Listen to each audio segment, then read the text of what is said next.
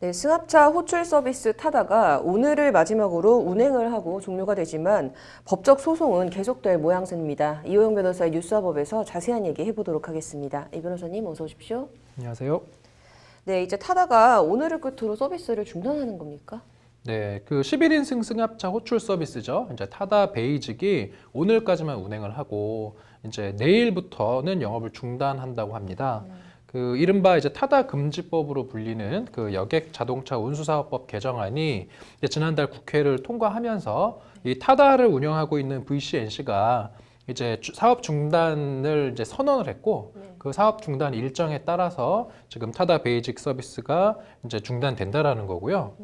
그 베이직 서비스는 이제 모바일 앱을 통해서 차량을 호출을 하면 기사가 딸린 이제 11인승 렌터카가 이용자를 목적지까지 데려다주는 그런 서비스였는데 사실 반응이 되게 좋았어요. 뭐 청결하다, 그다음에 기사가 친절하다, 이러한 이제 이 반응이 좋은 그런 것을 통해서 서비스 가입자가 출시 1년 동안에 170만 명에 달했었는데. 어쨌든 뭐 타다 베이직 서비스를 이용하는 날은 오늘이 마지막이라고 합니다. 네, 이렇게 운행은 종료가 됐는데 이른바 이 드라이버라고 불렸던 근로자들이나 이 타다 차량들은 어떻게 되는 건가요?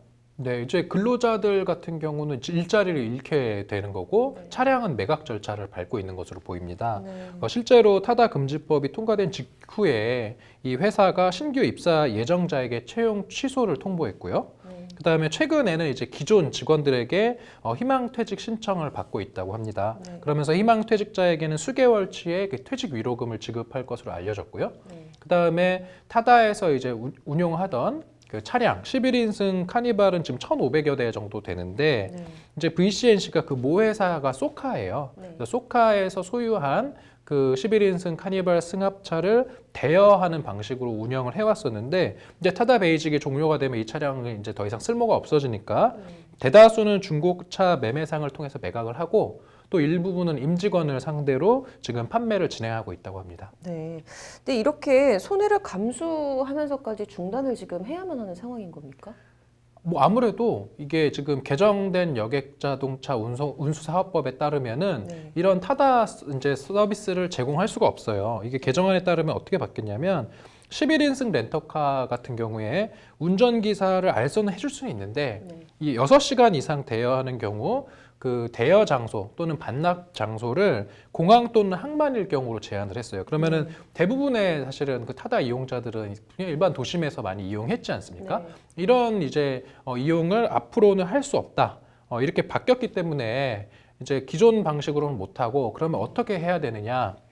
그 VCNC가 이제 국토교통부의 그 플랫폼 운송 사업 자격을 취득해야 되는데 이러한 자격을 취득하기 위해서는 이제 기여금을 내야 되고요. 그다음에 자격 취득하고 무제한으로 할 수 있는 게 아니라 그 정부의 총량 규제를 받아야 됩니다. 지금 택시 사업이나 이런 것들처럼 이런 식으로 하면은 이제 VCNC가 봤을 때는 이것은 더 이상 서비스 성장 동력을 잃는다.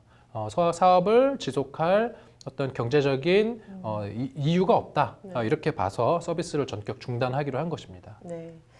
이 근로자들에게는 사실 갑자기 실직 위기에 놓이면서 굉장히 청천벽력 같은 일이 벌어진 거네요. 그렇죠. 지금 근로자들 입장에서는 이제 드라이버들이죠. 이게 근로자인지 아닌지에 대해서 사실 조금 이슈가 있어요. 타다 측에서는 이 타다 드라이버들이 개인 사업자다라고 하는 거고 드라이버들 입장에서 우리는 근로자다라는 양자의 어떤 입장 차이가 있어서 실제로 보면 운전자들이 그 타다 모회사인 소카의 이재용 전 대표와 그다음에 타다의 운영사인 VCNC 박재욱 대표를 검찰에 고소했다라는 이야기가 좀 전해지거든요.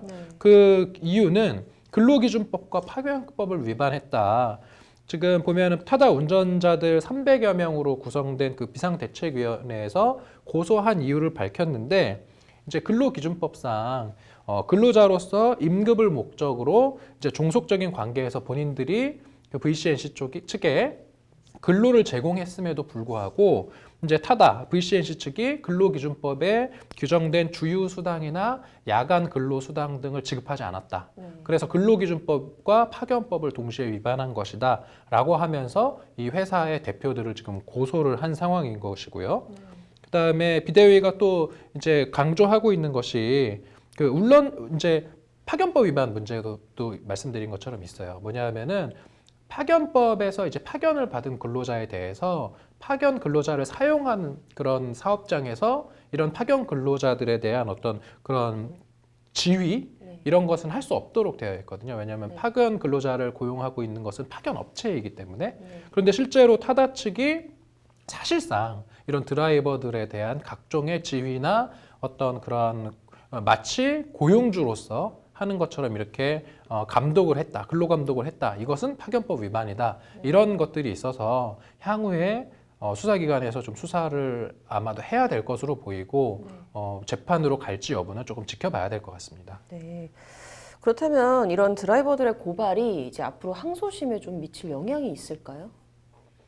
항소심과는 좀 쟁점이 다를 것 같아요. 지금 말씀하신 항소심은 이제 타다가 기존에 과연 합법이냐 불법이냐, 타다의 이런 운영 방식이 좀 아까도 언급했지만 11인 승합차에 운전자까지 대여해주는 이러한 방식이 여객자동차 운수사업법 위반 아니냐라는 것이 쟁점인 거고, 이번에 이제 근로자들이 고소한 것, 그러니까 드라이버들이 고소한 것은 이제 근로기준법 위반이냐 아니면 뭐 파견법 위반이냐 이런 거기 때문에 쟁점은 다르다 이렇게 말씀드릴 수 있습니다. 그럼 좀 앞으로 타다 행보 어떻게 될까요? 타다는 뭐 지금 가장 큰 사업 부분인 타다 베이직은 접었고요.